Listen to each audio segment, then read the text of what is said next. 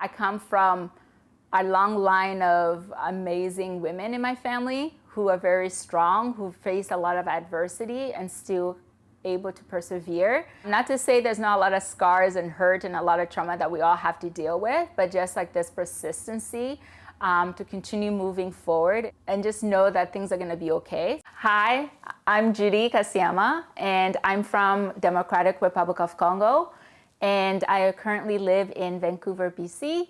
This is my life story.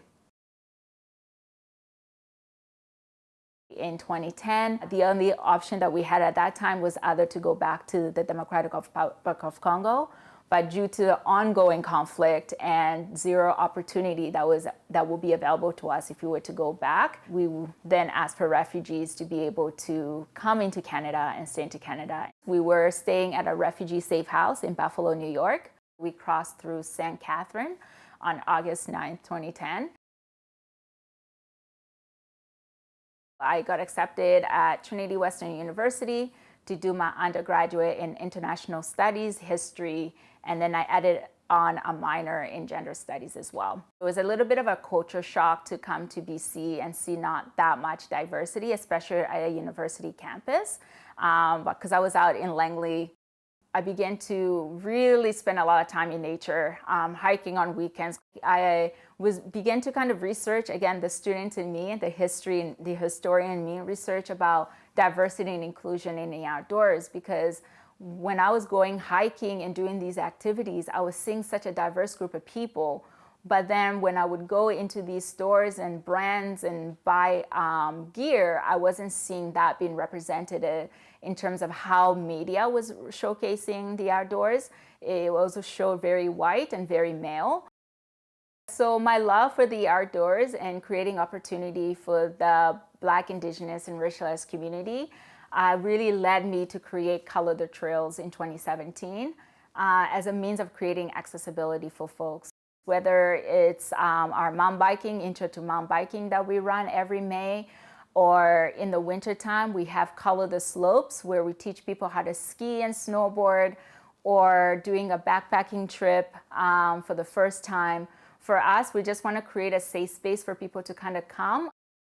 In 2020, when Ahmaud Arbery was murdered, I think it was a huge wake-up call. We weren't surprised because a lot of people have experienced this, being attacked while running or being suspicious when running. It just continued to highlight that nature is available to everybody, but how we access those spaces depends on how people perceive us, and oftentimes our race sadly plays a huge part into it. With Black Lives Matter, there was a bunch of black squares that all these brands were posting and their commitment to the Black Lives Matters. It was very rough for me because I've been advocating and talking about this 4 years prior. A lot of brands were not really interested in working with Color the Trails or working with me to address these issues.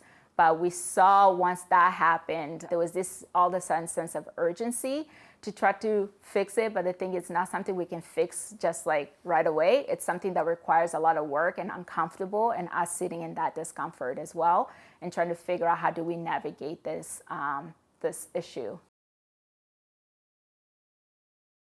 In 2020, just before we went into lockdowns, I noticed that there was not a lot of diverse film that shared the story or the narrative of Black people in the outdoors. So I started a film festival called Black Like Me Outdoor Edition.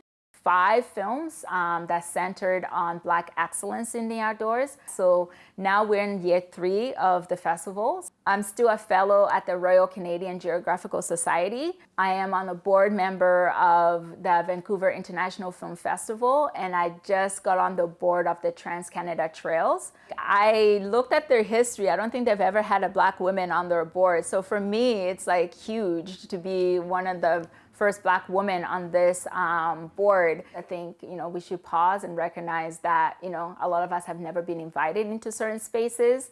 And if we put away our pride and our standoffishness and invite people to come, learn and do things that we love and create a safe space for them, I think it's amazing to see what can come out of it and the amazing community that is birthed out of that genuine love for the outdoors, but genuine love of people, to be able to see them excel and be their the best self.